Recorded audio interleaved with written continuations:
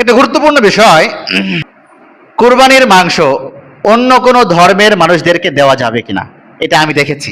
আমাদের গ্রামে মাংস বন্টন করার সময় আশেপাশে কিছু হিন্দু মহল্লা আছে, তো ওরা চলে আসে গোশত দেওয়ার জন্য। কুরবানির মাংস কোনো নন মুসলিমদেরকে দেওয়া যাবে, কোনো সমস্যা নেই। কোরবানির মাংস নন মুসলিমদেরকে হাদিয়ার জন্য আপনি দিতে পারবেন, কোনো সমস্যা নাই। সেই ক্ষেত্রে মুসলমানদের প্রায়োরিটি অবশ্যই দেওয়া উচিত, কারণ এটা মুসলমানদের ধর্মীয় উৎসব। তো মুসলমানদের ধর্মীয় উৎসব হিসাবে অবশ্যই আপনি মুসলমানদেরকেই প্রাধান্য দেবেন। তারপরেও একজন মানুষ এসে হাত পেতে দিলে তাকে তো আর ফিরায় দেওয়া যায় না, কি বলেন, তাই না? নবী করিম সাল্লাল্লাহু আলাইহি ওয়াসাল্লামের পক্ষ থেকে কুরবানি দেওয়া যাবে কিনা? রাসূলুল্লাহ সাল্লাল্লাহু আলাইহি ওয়াসাল্লামের পক্ষ থেকে অবশ্যই কুরবানি দেওয়া যাবে, এবং এটা অবশ্যই সওয়াব এবং ইবাদতের অংশ, ভালো কাজ। যে হুজুর আমি একটা বড় কুরবানি দেই, তো এই কুরবানির মধ্যে আমি 6টা নাম, 6টা পক্ষ, 6টা ভাগ, আমি আমার পরিবারের, আমার নাম, আমি, আমার ওয়াইফ, আমার আব্বা আম্মা, আমার সন্তান, এই মিলায় 6টা, আর একটা নাম আমি রেখে দেই, এটা মুহাম্মদুর রাসূলুল্লাহ সাল্লাল্লাহু আলাইহি ওয়াসাল্লামের পক্ষ থেকে আদায় করি, খুবই ভালো, কোনো সমস্যা না, আপনি করবেন। এর পরের প্রশ্ন হচ্ছে, খাসিকৃত পশু দ্বারা কুরবানি করা যাবে কিনা? খাসিকৃত পশু, ছাগলকে যখন খাসি করা হয় আর কি, খাসিকৃত পশু দিয়ে কুরবানি করা যাবে, কোনো সমস্যা নাই। পশুর চামড়ার ব্যবহারের নিয়ম, পশুর চামড়া বিক্রি করা জায়েজ নাই।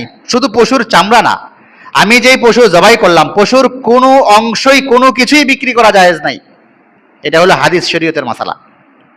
তো হুজুর আমরা চামড়া বিক্রি করি, হ্যাঁ, এখানে কথা আছে, এখানে কথা আছে, শুধুমাত্র এতটুকুর উপর থেকে গেলে হবে না। পশুর কোনো অংশই বিক্রি করা জায়েজ নাই চামড়া সহকারে।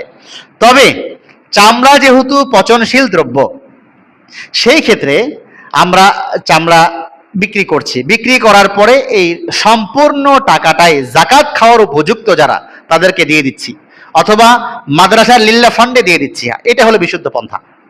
তাহলে 1 নম্বর হইলো পশুর কোনো কিছুই বিক্রি করা জায়েজ নয়। আপনি মাংস বিক্রি করতে পারবেন না, চামড়া বিক্রি করতে পারবেন না। হ্যাঁ, যেহেতু পচনশীল, এজন্য আমি বাধ্য হয়ে বিক্রি করছি ঠিক, বাকি বিক্রি করার পরে এই টাকা, সম্পূর্ণ টাকাটাই আমি গরিব দুঃখী অথবা লিল্লাহ ফান্ডে দিয়ে দেব। এই টাকা মসজিদ, মাদ্রাসা, কোনো সংস্থা, উন্নয়নমূলক কোনো কাজে ব্যয় করা যাবে না। কথা বুঝতে পেরেছেন? আচ্ছা, তবে যদি কেউ চায় যে আমি আমার কোরবানির পশুর চামড়া নিজে খেয়ে ফেলবো, আপনি খান, কোনো সমস্যা নাই। কোরবানির পশুর চামড়া খাবেন, কোনো সমস্যা নাই। এটা আবার কেমন কথা বললেন? আমরা বট খাই না, কি বলেন? মুরগির চামড়া খাই না, কথা বলেন। আপনি ড্রেসিং করে মুরগি নিয়ে আসছেন, তো এর চামড়া সহ ড্রেসিং করে দিচ্ছে না? হাঁসের চামড়া সহ ড্রেসিং করে দিচ্ছে না? তো ওইটা আমরা খাই হিসাবে আমাদের রুচির সঙ্গে ওটা ম্যাচিট হয়ে গেছে। এখন আমরা গরুর চামড়া খাই না হিসাবে এটা আমাদের রুচিতে বাঁধে।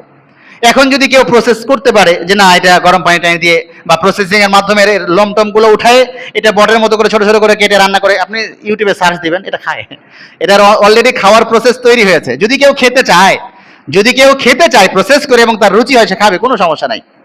অথবা এটা প্রসেসিং এর মাধ্যমে দেবাগাত দিয়ে যদি মনে করে আমি আমার চামড়া এটা শোয়ার কাজে ব্যবহার করবো, বিছানা হিসাবে, চামড়াতে শুলে শরীর ভালো থাকে, এটা প্রসেস করে আপনি শুইতে পারবেন, পানির মস্ক বানাইতে পারবেন, এটা দিয়ে কোনো বক্স বানাইতে পারবেন যদি আপনার সেই অভিজ্ঞতা থাকে।